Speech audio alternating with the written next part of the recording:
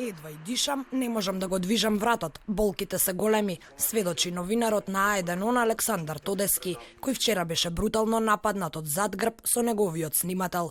По укажаната лекарска помош беа пуштени на домашно лекување, но нивната здравствена состојба, велат, се уште е лоша. Кога се наведна колегата да ги снима парите кои што ги фрла испечатени, тогаш почнаа да ни се закануваат, побараат нас да се легитимираме.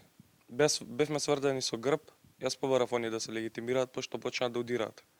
Прен го удрија колегата, потоа и мене. Го удрија снимателот со боксови и со клоци, а потоа, откако се обидов да го одбранам, почнаа да ме удираат и мене.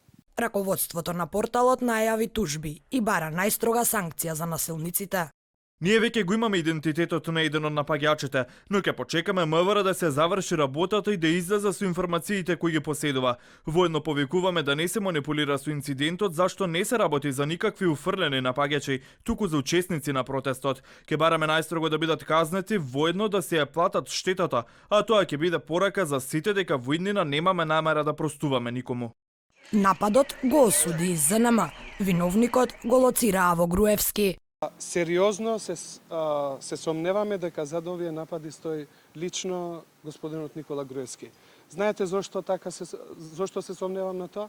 Затоа што во изминатите 6 години тој човек не направи ништо да ги спречи овие напади. Во време на неговото владење беа затворени двајца новинари, апсени.